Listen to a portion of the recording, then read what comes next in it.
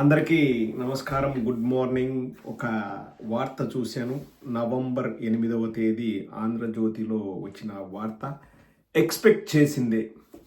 దాని హెడ్డింగ్ ఏంటంటే, తప్పంతా కొలిక పూడిదే. కొలిక పూడిదే. తప్పంతా కొలిక పూడిదే. ఆంధ్రజ్యోతిలో వచ్చిన వార్త. కఠిన చర్యలు తీసుకోవాలి. పార్టీ లైన్ దాటి ప్రవర్తించారు. ఒక్క ఆరోపణకు ఆధారం ఇవ్వలేదు. సస్పెన్షన్ లేదా అధికారాలు తీసేయాలి. ఎమ్మెల్యే వర్సెస్ ఎంపీ వివాదంపై సీఎంకు క్రమశిక్షణ కమిటీ నివేదిక. ఎమ్మెల్యే వర్సెస్ ఎంపీ వివాదంపై సీఎంకు క్రమశిక్షణ కమిటీ నివేదిక. మాట్లాడి నిర్ణయం తీసుకుంటానన్న ముఖ్యమంత్రి చంద్రబాబు. అమరావతి నవంబర్ 8 ఆంధ్రజ్యోతి. టీడీపీ నేతలు తిరువూరు ఎమ్మెల్యే కొలికపూడి శ్రీనివాస్, విజయవాడ ఎంపీ కేశినేని శివనాథ్ బ్రాకెట్లు చిన్ని మధ్య తలెత్తిన వివాదంలో తప్పంతా కొలికపూడిదేనని పార్టీ క్రమశిక్షణ కమిటీ తేల్చేసిందంట. క్రమశిక్షణ కమిటీ ఆయనపై కఠిన చర్యలు తీసుకోవాలని సిఫార్సు చేసింది. ఈ మేరకు శనివారం సీఎం చంద్రబాబుకు పార్టీ రాష్ట్ర అధ్యక్షుడు పల్లా శ్రీనివాసరావు నేతృత్వంలోని కమిటీ సభ్యులు మిగతా 13వ పేజీలో, ఆ 13వ పేజీలో ఏముందో కూడా చూడాల్సిన అవసరం లేదు.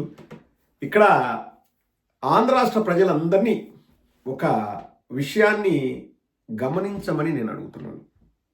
దళిత డాక్టర్ సుధాకర్. డాక్టర్లలో రెడ్డి, చౌదరి, నాయుడు, రావు ఉంటారండి. నేను డాక్టర్ని, నాకు తెలియదు. ఏదైనా ప్రాబ్లం వస్తే డాక్టర్ దగ్గరికి వెళ్తాం అనుకుంటాం, కానీ రెడ్డి డాక్టర్ దగ్గరికి వెళ్ళాలి, దళిత డాక్టర్ దగ్గరికి వెళ్ళాలి, చౌదరి డాక్టర్ దగ్గరికి వెళ్ళాలి, కమ్మ డాక్టర్ దగ్గరికి వెళ్ళాలి, బ్రాహ్మిన్ డాక్టర్ దగ్గరికి వెళ్ళాలి, కాపు డాక్టర్ దగ్గరికి వెళ్ళాలి, యాదవ్ డాక్టర్ దగ్గరికి వెళ్ళాలి అని చెప్పి ఎవరైనా ఆలోచిస్తారా? ఆ డాక్టర్ సుధాకర్ చనిపోయేదానికి కారణం ఈ పచ్చ మీడియా 200% అండి. నేను చాలాసార్లు చెప్పాను, ఒక డాక్టర్గా మేమందరం కూడా కోవిడ్ టైంలో ప్రాబ్లమ్స్ ఫేస్ చేసాం. No stock, no supply, masks ఉండేటివి కాదు, గ్లౌస్ ఉండేటివి కాదు, ఎక్విప్మెంట్ ఉండేది కాదు. చాలా ప్రాబ్లమ్స్ అండి. అసలు ఏరోసాల్ జనరేటింగ్ ప్రొసీజర్స్ అని ఉంటాయి డెంటిస్ట్కి, ఏజీపీ అనేవాళ్ళు. ఆ ప్రొసీజర్స్ చేయకూడదు. ఎందుకంటే మేము హై స్పీడ్ యూజ్ చేస్తే మా ప్రాక్టీస్లో ఈ వాటర్ స్ప్రే వస్తే అది సర్క్యులేట్ అయ్యి ఆ ఏరోసాల్స్ వల్ల వైరస్ స్ప్రెడ్ అవుతుందని చెప్పేసి చాలా రెగ్యులేషన్స్ పెట్టి, ఒక్కోసారి సప్లై ఉండేది కాదు, పేషెంట్స్ వచ్చి ప్రాబ్లమ్స్ అనేవాళ్ళు. మాకు తల ప్రాణం తోక్కొచ్చింది. డాక్టర్ సుధాకర్కు మాస్క్ లేకపోతే అది పెద్ద విచిత్రం కాదు. ఒక డాక్టర్ సుధాకర్కే కాదు, చాలామందికి అటువంటి ప్రాబ్లమ్స్ ఫేస్ చేసిండ్రు. ఆంధ్రప్రదేశ్లో చేసిండ్రు, కర్ణాటకలో చేసిండ్రు, రాష్ట్రం మొత్తం మీద, దేశం మొత్తం మీద, ప్రపంచం మొత్తం మీద కూడా అటువంటి ప్రాబ్లమ్స్ ఫేస్ చేసిండ్రు. కానీ ఒక సుధాకర్ ఉదంతమే ఎందుకు పాపులర్ అయ్యింది అంటే, అక్కడ సుధాకర్ దళితుడు కావడమే అతని మరణానికి కూడా కారణం అండి. ఓకే, సుధాకర్ దళితుడా, మనం పిక్ చేసి దీన్ని హైలైట్ చేద్దాం, ఊదరగొడదాం, కొట్టి అతన్ని ఒక పావులాగా వాడుకుందాం. ఇప్పుడు అందరికీ ఒకే రకమైన మానసిక స్థైర్యం ఉండదండి. కొందరు మానసికంగా బలహీనులు ఉంటారు. Every person is different. So ఆ సుధాకర్కి ఏంటంటే, ఈ మీడియాలో వచ్చిన అటెన్షను, ఈ వివాదాలు ఇవన్నీ కూడా అతనికి తలకు మించిన భారం అయి ఉండొచ్చు. అతను తాగుడుకు అలవాటు పడ్డాడు. తాగి కారు డ్రైవ్ చేసుకుంటూ వచ్చి, ఐ థింక్ నర్సీపట్నం నుంచి వైజాగ్ నుంచి నర్సీపట్నం ఎక్కడో వెళ్తూ కారు ఆపి లకారాలతో నరేంద్ర మోడీని, జగన్మోహన్ రెడ్డి గారిని, కేసీఆర్ని తిడుతూ లకారాలతో సిగరెట్లు విసిరేసి, చొక్కా విసిరేసి ఇదంతా చేశాడు. చేసినప్పుడు అక్కడున్న పోలీసులు, బాబు నువ్వు వచ్చే లారీకి ఎదురెళ్తున్నావు, నువ్వు వెళ్ళకు అని చెప్పేసి అతన్ని ఆపి కట్టడి చేసి, చెప్పిన మాట వినకపోతే అతను చొక్కా విసిరేస్తే ఆ చొక్కా తీసుకొని టక్కున కట్టారు. చాలామంది అతని దగ్గరికి వెళ్ళడానికి కూడా భయపడ్డారు, ఎందుకంటే కోవిడ్ టైం. ఇది జరిగింది. ఆ తర్వాత అతని పైన సిబిఐ ఎంక్వైరీ, అతన్ని హాస్పిటల్లో జాయిన్ చేయడము, ఇవేవో జరిగాయి. దాని తర్వాత 1 year పైన అయిన తర్వాత అతను చనిపోయాడు. మాస్క్ అడిగితే డాక్టర్ సుధాకర్ని చంపేశాడు. డాక్టర్ సుధాకర్ని మాస్క్ అడిగితే చంపేశాడంటే పెద్ద ఆశ్చర్యం లేదు.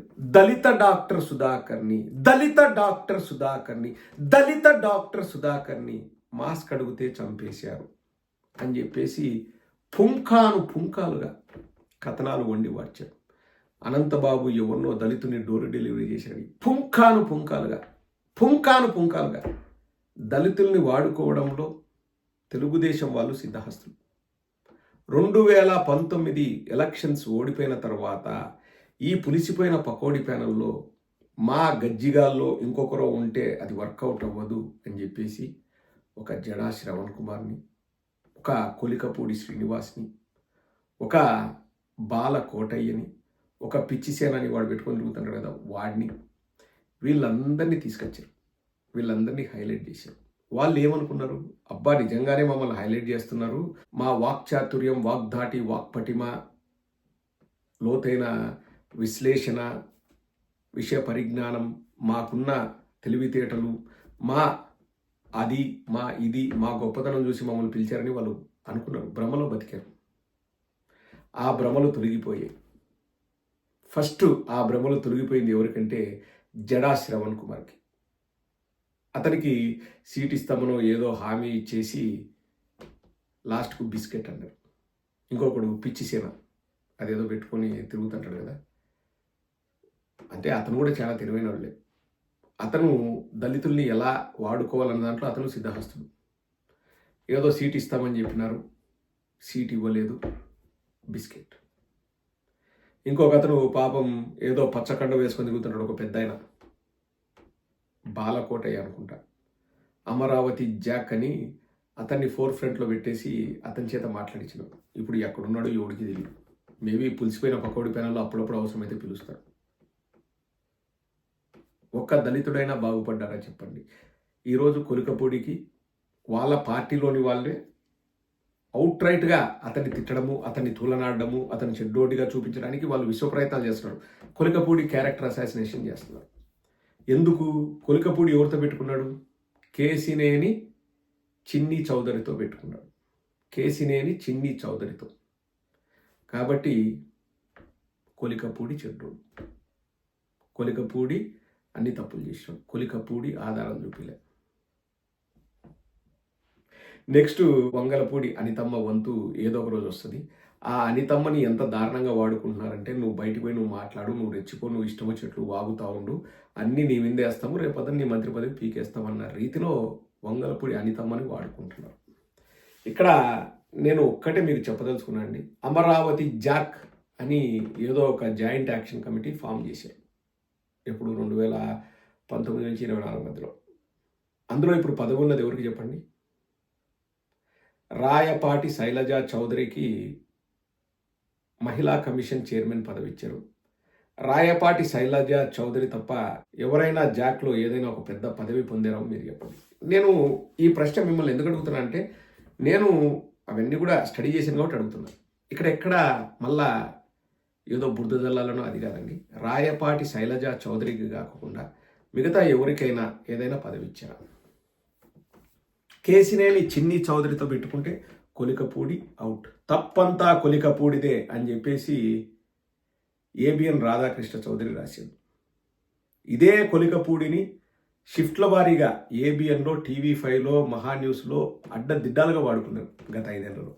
అడ్డదిడ్డాలుగా. ఈరోజు బతుకు బస్ స్టాండ్. ఇప్పుడు నేను పేర్లు చెప్పానండి, మీకే చెప్తున్నా అన్ని పేర్లు.